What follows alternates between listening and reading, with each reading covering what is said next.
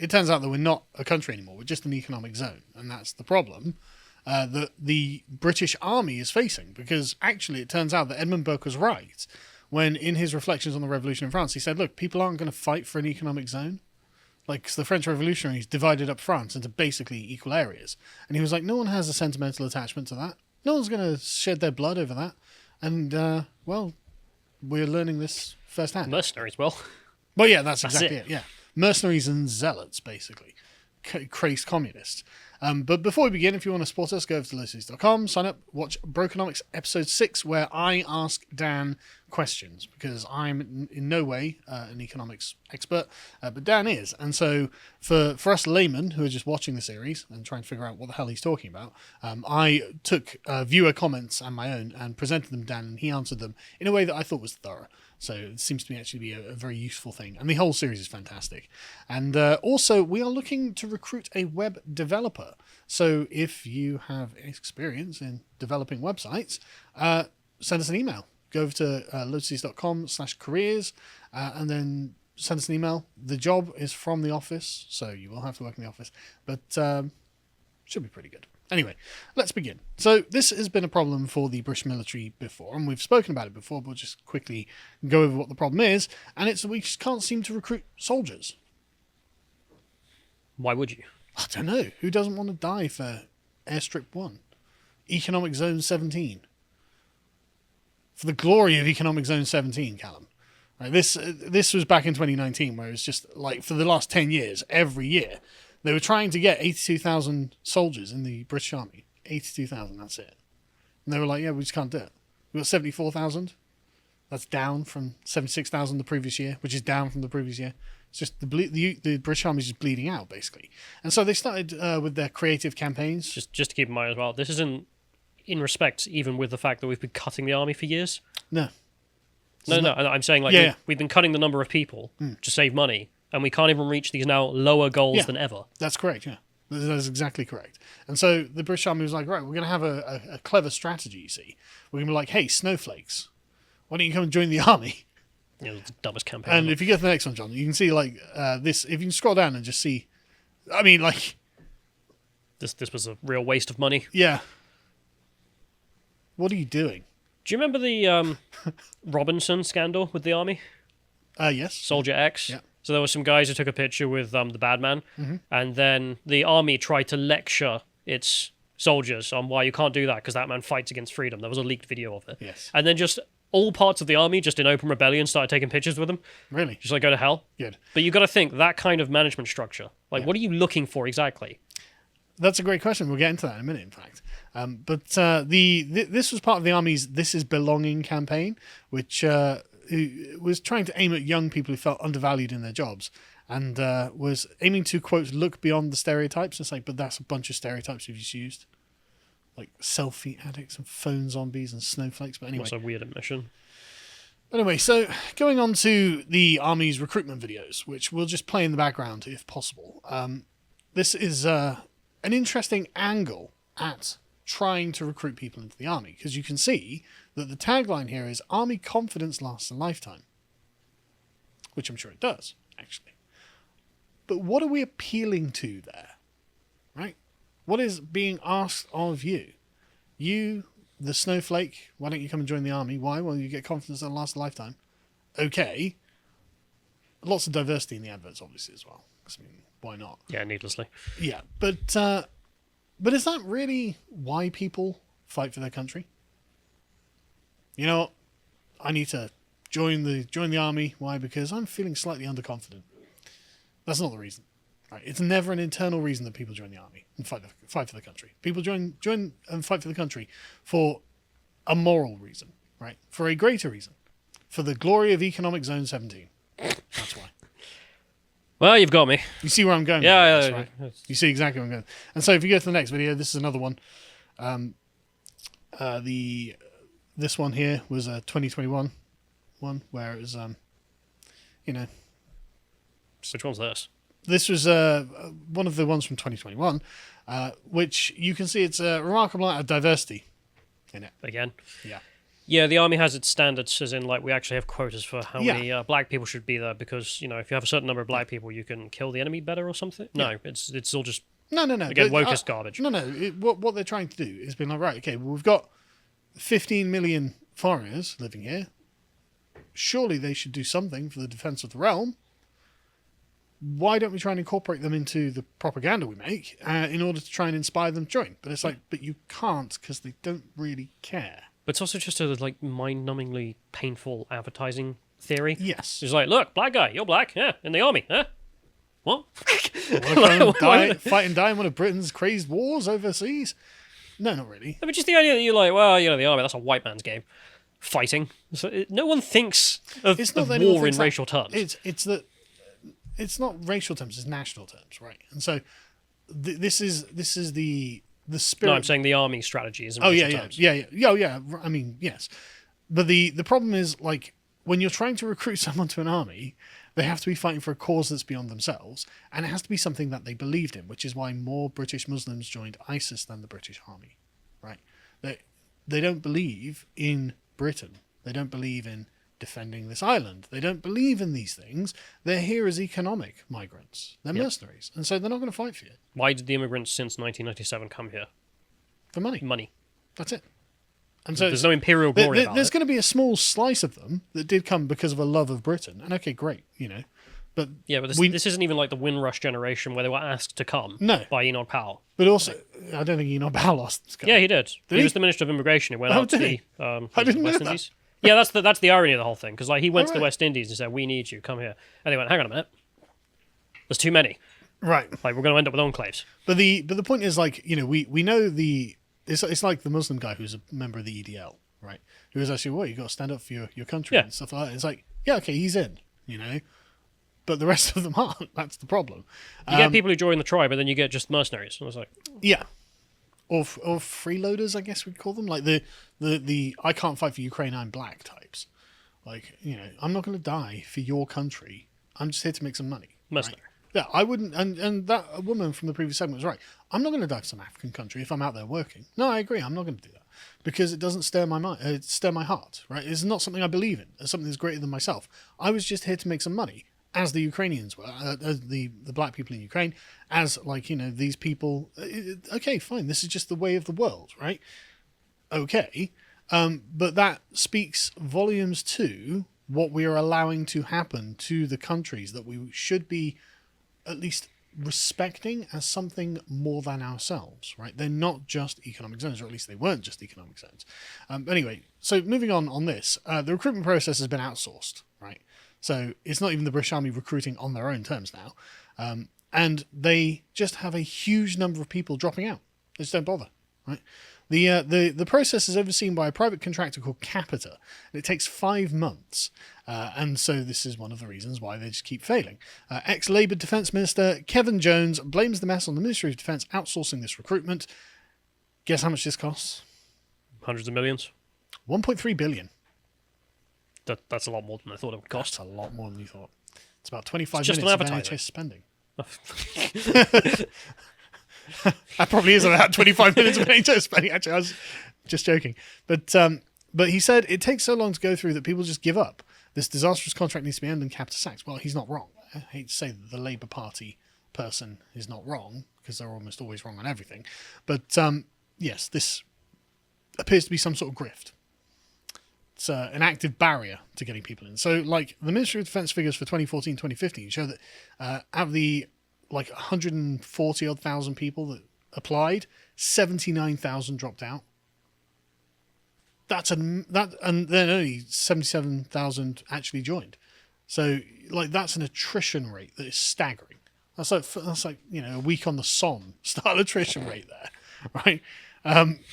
The audit That's office, a good question. It's like, did we lose more men in the Battle of Waterloo, Yeah. or the last year of recruitment? or through Capita's £1.3 billion partnership. Never right? heard any good things about Capita, the company. No. Just always they messed up. Yeah, but I mean, they get government money, so of course. The National Audit Office found that 47% of these people just voluntarily left, and then because of laziness, failing standards, stuff like this. But the thing is, we did get some bizarre accounts of why some people can't join. There was a letter I found in the Independent from 2017 that this woman's son was refused from joining the Royal Navy because he couldn't wink with his left eye, and so was banned from joining the Navy. That's weird. I think it's funny.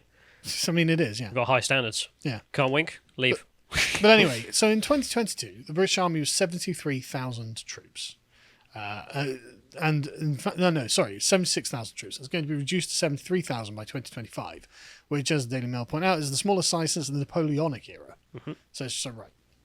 Tiny army. And we've been trying to plug the gaps with foreigners. As Metro report, entry requirements changed in 2018, making it easier for Commonwealth citizens to sign up.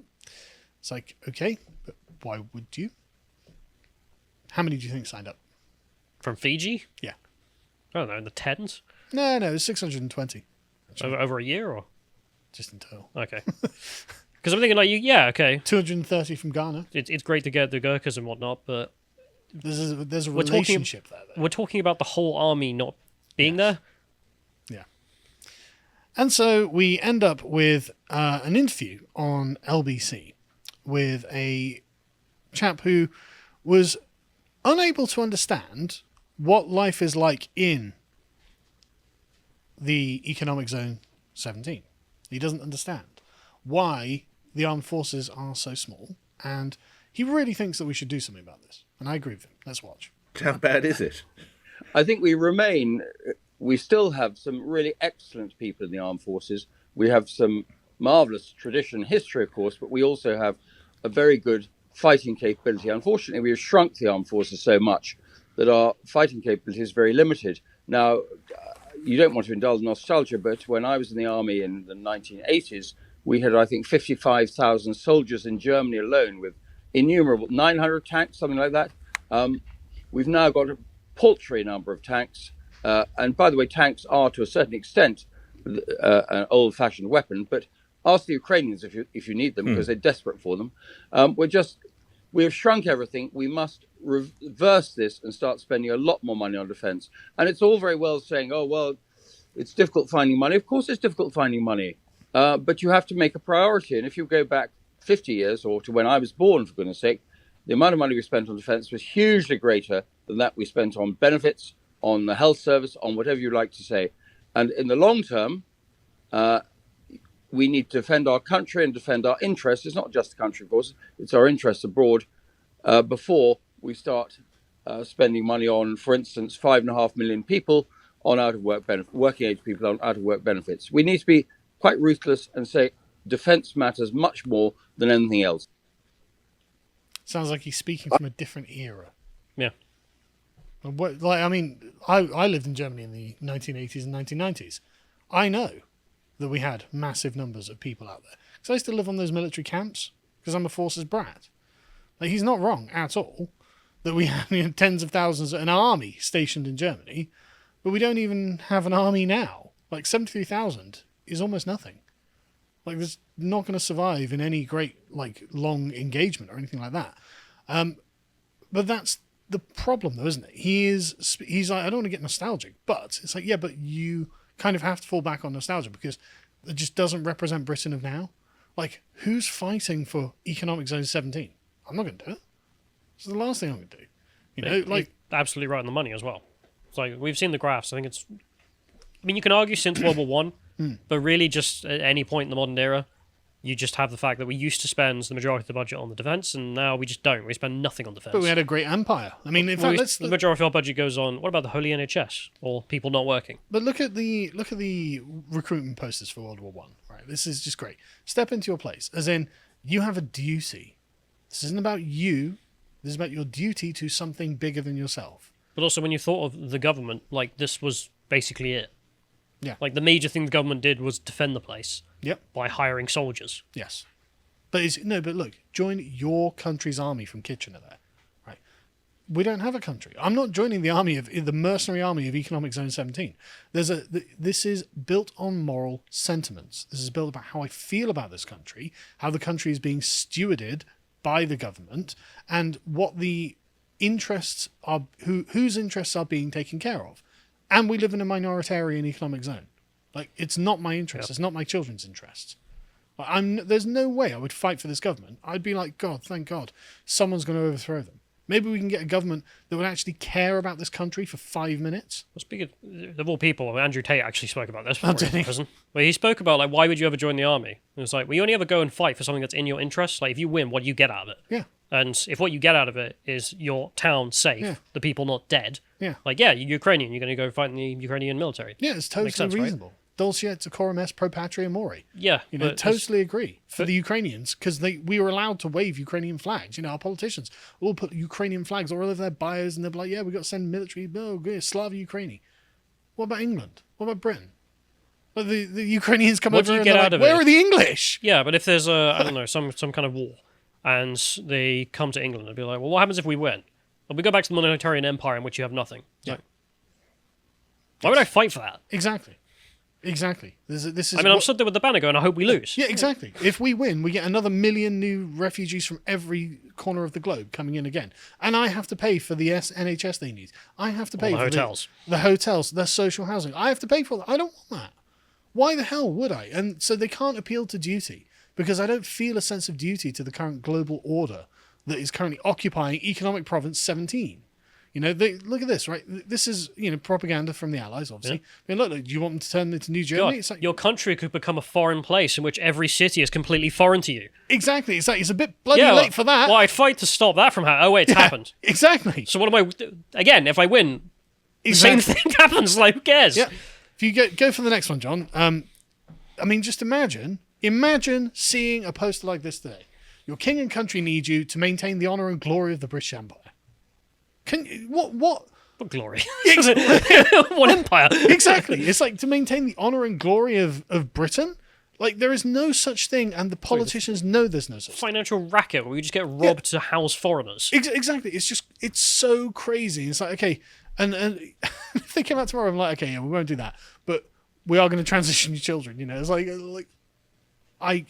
it's such a totally different world. There is no honour and glory in economic province 17. If you get to the next one, you see again, it's about duty, right? Lord Kitchener says, men, materials, and money are immediate necessities. Does the call of duty find no response in you until reinforced? Let us rather say superseded by the call of compulsion. Enlist today. What call of duty? What possible call to duty could I have for the way this country has been run for the last at least 25 years? What call of duty could you Well, you have a duty to foreigners. No, I don't. Yeah, That's the exactly. point. Screw those people. I don't want them. There is no country anymore to appeal to for duty, right? And this was. But I was walking to work today. Yeah. I know it's one of the people who live in the hotel over there. One of the migrants who's come over here illegally. that I'm Got paying for. his BMW. Was he Albanian? I don't know. I look over. I look at the guy at the BMW, and I'm like, I'm paying for this. Why? Don't you want to fight so he can have his BMW, Carl? I mean, I don't want the Germans invading and taking it from him. Ugh, That'd God. be awful. Yeah. You'd What be if worse off Putin- if he didn't have a BMW. Exactly. What if Putin takes his BMW? Anyway, let's go to the next one, right? This is a French meme. You want to get that meme up? Do you speak French, Callum? Nope, don't need to. Right, let's see if we can work out what the French meme is telling us. This guy, Their contrat social. I wonder what that means. he's 30 years old, and he just gets completely robbed. And his money either goes to Africa or to import Kareem over here to replace... Or it goes to the boomers who are currently living on the top of a dying civilization. Costa Concordia cruises over there. Yeah, I mean, just... You don't need to be able to speak French to understand why Nicholas there isn't happy with le contrat social. So half of his wage gets taken, and the money gets given to foreigners and the boomers. Mm-hmm. And the boomers are happy with this because they're getting free money. The foreigners are happy because they're getting free money. Nicholas, as a result, has no culture, no civilization to even find honor or glory in, and also has no money. So not only can he not buy a house, and as a result of not buying a house, he can't open a business either because he's got no startup capital. Yep. But the future is bright. Nicholas is understandably a bit despondent about these things. Anyway, so just to be clear, okay, let's talk about Britain then. Well, what would you be fighting for? What, open borders? 1 million new immigrants a year legally? Yeah, that dude's BMW, I don't know. Yeah, but no, they're illegal immigrants, right? These are the legal ones. Right. In fact, let's go to the next one. Borders wide open, no end in sight. The Home Office has taken back responsibility for overseeing operations to tackle small boats carrying migrants across the channel. So we've got the 1 million legal immigrants who are just allowed in, and then we've got the 40 or 50,000 who come in, who break in, And the Home Office is like, yeah, well, the Royal Navy was in charge of stopping that, but they didn't stop it. So we're going to take it. Well, no, what are you going to do? Nothing's going to happen. Like, I don't care. We don't have a country. We have just a zone that people move into because there is some money left here. Although, look, if you look at, like, you know, the comparison, say, Ireland, is there any money left here? I don't know if you have it actually, but there was a TikTok recently from some conservative in London woman who's interviewing all her friends in London who are Tories, and it's like, why are you a conservative? And you look at the whole thing, you just go, immigrant capitalists is all I'm seeing. Yeah, none of them were English. I did see that. 40,000 people broke in. Don't know why. Don't know why they didn't just get a plane like every other bloody immigrant. But the cost of this, of course, 1.3 billion a year to house channel migrants in hotels. If you go to the next one, so according to one analysis, 1.3 billion. It's a huge amount of money. Yeah. We could have given that to Capita. Unbelievable. Do you know how much it costs per immigrant per month? Oh, I can see it there. 4,300 per month. Do you make 4,300 per month, Callum? How many people in England make that? Not many. That's top, what? And then 10, how many 15%? English make it, which is a whole other conversation. I mean, there's no one in London. Exactly. And of course, the problem with bringing millions of people in and then paying for them to live here is that we run out of houses. So what's the solution, Julia Hartley-Brewer? Just build my houses. Just build more houses, bro. I've got to pay for that, Julia. Yeah, but where will the immigrant capitalists live? I don't know. Zimbabwe? They could try. I wish they would. But I'm just so sick of this. Because it's like, right, so you're going to have to pay for this. Because there's be social housing that she's asking for. Have you seen the video of the Arabic woman who's just like, I was forced to live in a shipping container. This is awful. Yeah, she's like Somali. Yeah. With 3 kids. Yeah. Like, came to England and it's like, why have I only got a shipping container? Where's my mansion? You're not fighting for this. Go live on the streets then. What's your duty to Economic Zone 17, Callum? Got to fight those Russians, Callum. Yeah. Need more men in the army, Callum. If the Russians take over Britain, you know what will happen? He won't have a BMW and she won't have a shipping container. Yeah, she'll have to live in worse than a shipping container.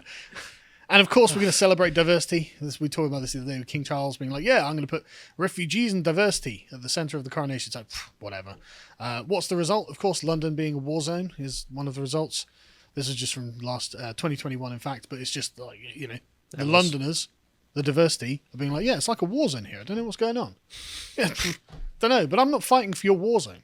I'm not fighting to defend this violent gangland feud. I'm not fighting for that. Well, the Albanians need you, Carl. I'm sure they do. Where else are they going to deal with that? How else are they going to deal with the Somali gangs and the bloody Caribbean gangs? I know, my problem, isn't it? Right? You had a particularly good stabbing map here, which was excellent. If we go to the next one, John. It's weird. Coincidences. Yeah. For anyone watching, that's the map of the diverse areas of London, and there are a map of the remaining English areas. The areas in green are at least 50% English still, which is a low bar, but whatever. That's the only It bar. is London, so... Yeah, and there is, I think, 1-2 hotspots there of recent stabbings of teenagers, whereas every other circle is not in those areas. Yeah. Coincidence. Anyway, let's just pay for the NHS, bro. Right, the only stats I could find about health tourism on the NHS was from 2015. Couldn't find any more recent ones. Isn't that weird? I mean, they probably are out there. If anyone can find them, do send them across. But how much do you think it cost? Wow, they're working. Who cares? 1.8 billion a year. Normal use of the NHS and this is in 2015. So this is when we only got 500,000 immigrants in. Right, when we get 1 million immigrants in, it's foreign visitors have end up being treated in England. It's estimated to cost 1.8 billion a year. That's us. We're paying for that because it's free at the point of use. It's on top of the 1.3 for the hotels. Yeah, I just can't take it, you know. And then you've got like British politicians arguing about what a woman is. Am I fighting for that? Oh, violent trans criminals are actually women, says Nicola Sturgeon, but only provisionally in certain circumstances. It's like, like it literally is. Yeah, you know, yeah. if this is our new flag, great. It's the trans pride flag. Yeah, I hope we lose. Because the thing is, like, Eastern Europe has its problems, and the people I've met from there will talk about the stupid or corrupt things that their government does. But it's never as demoralizing as ours. Yep. It's always, well, they're kind of dumb, but like there was a guy who was least in it's predictably corrupt. There was a guy I met who was in the Yugoslav army back when it was about to collapse, and we bombed them from NATO. Right, yeah. And just before we bombed them, like everyone hated the dear leader, and then when we bombed them, everyone rallied around him. But they were like, "Yeah, he's a corrupt asshole, and may have done some genocides, but he's our guy." Yeah, he's our corrupt asshole. But there's none of that here. But anyway, let's just quickly move on to what. Okay, maybe culturally. Are you saving anything culturally? Do you know who Sam Smith is? I don't want to. Of course, you know who Sam Smith I've is. seen the video. He's an English singer-songwriter. You've seen the video. If you just go get the picture up, it's just. Just get one of the images up just so people can see. So that one. So we've got a fat Englishman dressed like this, doing a dance where like water's spraying in his face. It's like I saw some people saying, "Oh, it's duty, it's just sexualization as well." It's like it's not. No, it's worse than that. But the only reason that you'd oppose this is bigotry and fat phobia, obviously. And it's like, yeah, maybe. One of the reasons. Yeah, I've got many reasons actually. But sure, you can add those to the cartload of reasons. You don't care about explicit music videos. You just can't stand seeing fat queer people living their truth. This is my true self. Go home. This is my truth. How about this? Yeah. But anyway, Richard Madley misgendered him. You want to die for this, Callum? What's your duty? Pro patria mori, Callum. Richard Madley apologised. I mean, this is just embarrassing. He called Sam Smith a he. Because he's got cock. Yeah, and the woman, Susanna Reid, was like, remember, Sam Smith uses the pronouns they, and Richard's like, yes, they, sorry. All right, and go sleep with him, Susanna. So yeah. You're straight. Anyway, but of course, you've got to keep paying your taxes so the line goes up, because that's the most important thing. Line, go up. Look at that chart.